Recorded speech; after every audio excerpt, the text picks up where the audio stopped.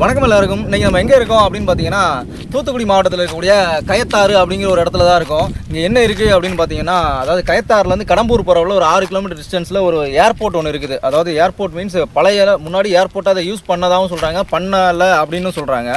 So அதோட runway தான் இது. இப்போ இங்கே நம்ம பார்த்துட்டு இருக்குது, இதுதான் அதோட ரன்வே. இங்கே வந்து அந்த காலத்தில் வந்து அதாவது 1939 to 1945 அந்த டைமில் தான் செகண்ட் வேர்ல்டு வார் நடந்துச்சு. ஸோ அந்த டைமில் வந்து இந்த இடத்த வந்து பிரிட்டிஷ் பீப்புள் வந்து அவங்களுடைய ஏர் ஸ்ட்ரிப், அதாவது ஏர்போர்ட் ஃப்ளைட்டு ஓடுதளம் அதுக்காக யூஸ் பண்ணதாக சொல்லப்படுறது. பட்டு ஒரு சில பேர் என்ன சொல்கிறாங்க அப்படின்னா, இது வந்து கட்டிட்டு இருந்தாங்க, கட்டி முடிக்கிறதுக்குள்ளே அந்த செகண்ட் வேர்ல்டு வார் வந்து முடிஞ்சிருச்சு. ஸோ அதனால் அவங்க இது பயன்படுத்தலை அப்படிங்கிற மாதிரி சொல்லிட்டு இருக்காங்க. நம்ம நின்றுட்டு இருக்க இடம் பார்த்தோம்னா இது ஒரு ஜஸ்ட் ஒரு ரன்வே மாதிரி தான் இருக்குது. நான் இன்னொரு ரெண்டுக்கு போய் காட்டுறேன். அங்கே பார்க்கும்போது நிறைய சர்க்கிள் ஷேப்பில் இருந்துச்சு. அதில் என்னன்னா அங்கே வந்து இந்த சின்ன சின்ன ஃபைட்டர் ஜெட், அதாவது சின்ன சின்ன விமானங்கள்லாம் அங்கே நிப்பாட்டி வச்சுருப்பாங்க. அதுக்கேற்ற மாதிரி அந்த இடத்துல இடமெல்லாம் இருந்துச்சு. ஸோ அந்த இடத்துக்கு உங்களை கூப்பிட்டு போய் காட்டுறேன். அந்த தெரியுது பார்த்தீங்களா, அது ஒரு பழைய பில்டிங் ஒன்று அது. ஸோ அந்த பில்டிங் வந்து அவங்க கட்டிட்டு பாதியிலே விட்டுட்டு போயிருக்காங்க அப்படின்னு சொல்லி சொல்கிறாங்க. இது மாதிரி இந்த பக்கம் இன்னும் நிறையா பில்டிங்லாம் இருக்குது அப்படின்னு சொல்லி இங்கே ஒருத்தவங்கள்ட்ட கேட்டேன், அவங்க சொன்னாங்க அந்த மாதிரி. ஸோ அதுவும் எங்கே இருக்குது அப்படிங்கிறத நம்ம போய் வியூ பண்ணி பார்க்கலாம். இந்த இடத்துல வந்து 2 ரன்வே இருக்குது. அதோட சென்ட்ரு பிளேஸில் தான் இருக்கும். இது எப்படி இருக்குது அப்படின்னு பார்த்தோம்னா இந்த ஷேப்பில் இருக்குது, அதாவது எக்ஸ் ஷேப்பில். இது ஒரு ரன்வே, இது ஒரு ரன்வே, இந்த மாதிரி 2 ரன்வே இருக்குது. ஸோ அதோட சென்ட்ரு பிளேஸில் நம்ம நின்றுட்டு இருக்கோம். ஸோ இதில் பார்க்கும்போது உங்களுக்கு தெரியும், அந்த ஒரு ரன்வே போகுது, அதுக்கப்புறம் இங்கே ஒரு ரன்வே போயிட்டு இருக்குது. அதே மாதிரி இந்த பக்கம் பார்த்தோம்னா இதில் ஒரு ரன்வே போகுது, அந்த பக்கமும் ஒரு ரன்வே போகுது. அதாவது நான் இப்போ அதை மெஷர் பண்ணி பார்த்ததில் ஒரு ரன்வே வந்து 1.5 கிலோமீட்டர் டிஸ்டன்ஸ் இருக்குது ஒரு டேரக்ஷனில். இன்னொரு டேரக்ஷனில் செக் பண்ணி பார்க்கும்போது 1.8 கிலோமீட்டர் டிஸ்டன்ஸ் இருந்துச்சு. ஸோ இதுதான் அந்த ரன்வேயோட லென்த்து. ஸோ இதுதான் ஒரு ஃப்ளைட்டு டேக் ஆஃப் ஆகிறதுக்கு தேவையான ஒரு டிஸ்டன்ஸுமே கூட. அதுக்கப்புறமா பார்த்தோன்னா நான் ஆல்ரெடி சொல்லியிருந்தேன், ஒரு சர்க்கிள் ஷேப்பில் இருக்கும் இங்கே வந்து ஃபைட்டர் ஜெட்லாம் ஸ்டாப் பண்ணுறதுக்காக. ஸோ அந்த இடம் தான் இது. இந்த இடத்த பார்க்கும்போதே உங்களுக்கு தெரியும் அப்படின்னு நான் நினைக்கிறேன். ரவுண்டாக சர்க்கிள் ஷேப்பில் இருக்குது. ஸோ இந்த இடத்துல வந்து குட்டி குட்டி ஃபைட்டர் ஜெட்ஸ், அதாவது சிறிய ரக போர் விமானங்கள் இதெல்லாம் அந்த பக்கம் நிப்பாட்டி வச்சுட்டு டேக் ஆஃப் ஆகணும் அப்படின்னா மட்டும் அந்த பக்கமாக அந்த ரன்வேல கொண்டு போய் டேக் ஆஃப் பண்ணிக்குவாங்க. இந்த ஏர்போர்ட் வந்து எங்கே இருக்குது அப்படின்னு பார்த்தோன்னா பன்னீர்குளம் அப்படிங்கிற ஒரு இடத்துல தான் இருக்குது. அதாவது நான் ஏற்கனவே சொன்ன மாதிரி இந்த கயத்தாறுலேருந்து கடம்பூர் அங்கே போகிற வழியில் ஒரு 6 கிலோமீட்டர் டிஸ்டன்ஸில் தான் இருக்குது. இதில் ஒரு லேண்ட்மார்க் இருக்குது. என்ன அப்படின்னு பார்த்தோன்னா ரெட்டை ஆலமரம் அப்படின்னு சொல்லி சொல்கிறாங்க அந்த இடத்துல. அதுதான் வந்து இந்த இடத்தோட லேண்ட்மார்க். இந்த ரன்வே தான் ஸ்டில் பார்த்துட்ருக்கோம்.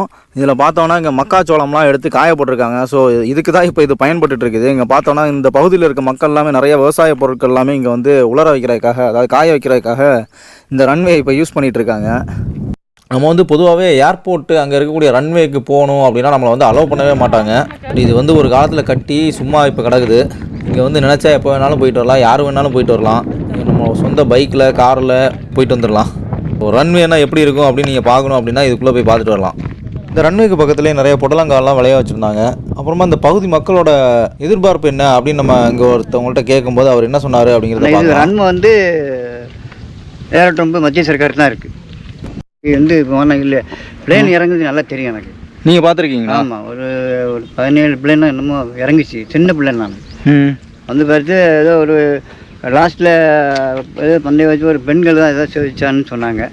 அந்த சண்டைக்கு வந்து இந்த இதில் வந்து தயார் பண்ணியிருக்காங்க. அப்புறம் சண்டை முடிஞ்ச உடனே அங்கே அப்படியே போயிட்டாங்க. இது வந்து சார் ஒரு பக்கமும் திருநெல்வேலி, தூத்துக்குடி, மதுரை ஒரு பக்கம் எட்டலை.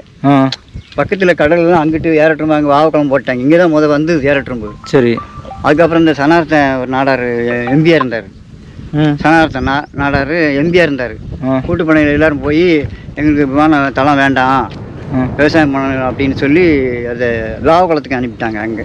ஓ, அதனால தான் இப்போ தூத்துக்குடி ஏர்போர்ட் வந்து லாவகுளத்தில் இருக்குது. அதான் சார். ஆமாம் ஆமாம். இங்கே வந்து எதிர்பார்க்காங்க, இப்போ வேணும்னு எதிர்பார்க்க. விவசாயம் வந்து வேண்டாம், அது அவங்க கவர்மெண்ட்டே அதை பண்ணிக்கட்டும் அப்படின்னு பேசுகிறாங்க. ஸோ இந்த பகுதியில் வந்து ஒரு ஏர்போர்ட் வந்துச்சு அப்படின்னா அங்கே இருக்கிற மக்கள் வந்து அவங்களுக்கு வந்து வேலை வாய்ப்பு கிடைக்கும் அப்படின்னு அவங்க எதிர்பார்க்குறாங்க.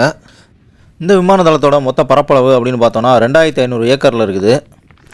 அதுக்கப்புறமா இது வந்து ஓல்டு ஜெனரேஷன் ரன்வே அப்படின்னு சொல்லி சொல்லுவாங்க. அதாவது இப்போ இருக்கிற ரன்வே அதெல்லாம் பார்த்தோன்னாவே ஃபுல்லாக தார் அதெல்லாமே ஊற்றி பண்ணியிருப்பாங்க. பட் இது வந்து அந்த காலத்தில் வந்து காங்கிரீட்லேயே முழுக்க பண்ணியிருந்தனால ரொம்ப ஸ்ட்ராங்காக இருக்குது. அதாவது அங்கங்கே எழுதி போட்டிருக்காங்க எவ்வளோ ஆழத்தில் இருக்குது அப்படிங்கிற மாதிரியெல்லாம். அதோட மெஷர்மெண்ட்ஸ் எல்லாமே அதில் இருக்குது. அதாவது இந்த ரன்வேக்கு வந்து 5 அடி ஆழத்துக்கு வந்து காங்கிரீட் போட்டு அவ்வளோ ஸ்ட்ராங்காக அந்த ரன்வே வந்து அமைச்சிருக்காங்க அந்த காலத்து பிரிட்டிஷ் பீப்புள். நம்ம இங்கே நிற்கும் போது பார்க்கும்போது நிறைய லாரி எல்லாமே வந்துட்டு இருந்துச்சு அந்த விவசாய பொருட்கள்லாம் எடுத்துகிட்டு போகிறதுக்காக. ஸோ இவ்வளோ வண்டி வாகனங்கள் வந்துமே இந்த ரன்வே வந்து இன்னும் டேமேஜ் ஆகாமல் ரொம்ப ஸ்ட்ராங்காக இருக்குது. அது மட்டும் இல்லாமல் இந்த ரன்வேக்கு பக்கத்தில் ஒரு பெரிய பில்டிங் ஒன்று ரூஃபே இல்லாமல் இருக்குது. இது வந்து நான் ஆரம்பத்திலே காட்டியிருந்தேன். ஒருவேளை இதில் வந்து ரூஃப் ஆரம்பத்திலே வச்சிருந்து உடஞ்சி விழுந்துச்சா இல்லைனா இவங்க வைக்காமலே விட்டுருந்தாங்களா அப்படிங்கிறது தெரியலை. ஆனால் அந்த பில்டிங்கோட சுற்றுச்சுவரெலாம் பார்க்கும்போது இன்னமும் ஸ்ட்ராங்காக இருக்குது. அப்படியே இப்போ உங்களுக்கு பார்க்கும்போது இது தெரியும் அப்படின்னு நான் நினைக்கிறேன் இந்த இடத்த. அதுக்கப்புறமா இங்கே பக்கத்தில் ஒருத்தவங்கள்ட்ட கேட்கும்போது இந்த மாதிரி நிறைய பில்டிங் வந்து உள்ள ஊருக்குள்ளார இருக்குது அப்படின்னு சொல்லியிருந்தாங்க. நம்ம என்ன பண்ணோம்னா அங்கேருந்து ஒரு 2 கிலோமீட்டர் டிஸ்டன்ஸ் வந்து நம்ம பைக்லேயே போனோம். ஃபுல்லாகவே பொட்டல் காடு மாதிரி தான் இருந்துச்சு. அங்கேயும் நம்ம உள்ளே போயிட்டோம். போகும்போது அங்கே போய் பார்த்தோன்னா அங்கேயும் ரூஃபே இல்லாமல் அங்கேயும் ஒரு 2 பெரிய பில்டிங் இருந்துச்சு. இது எல்லாமே அந்த காலத்தில் வெள்ளைக்காரங்க வந்து கட்டி அவங்க தங்கி இருந்து அவங்க பயன்படுத்தி இப்போ வந்து அது கைவிடப்பட்ட நிலையில் இருக்குது. இப்போயுமே இங்கே இருக்கக்கூடிய ஒரு சில பழைய காலத்து பில்டிங்லாம் பார்க்கும்போது 1942 அப்படின்னு எழுதப்பட்டிருக்குது. இதுக்கு மேலே பார்த்தோன்னா இந்த இடத்துல வந்து நிறையா இந்த பீரங்கி மேடுகளை வந்து அமைச்சிருந்துருக்காங்க அப்படின்னு சொல்கிறாங்க. இப்போ நம்ம பார்த்த அந்த சின்ன பில்டிங்க்கு முன்னாடி கூட ஒரு சின்ன ஒரு மேடு மாதிரி ஒன்று இருந்துச்சு. அங்கே இருக்கவங்கள்ட்ட கேட்கும்போது வந்து வெள்ளைக்காரங்க வந்து கார் ஒர்க் ஷாப்பாக வச்சுருந்தாங்க அப்படிங்கிற மாதிரி சொன்னாங்க.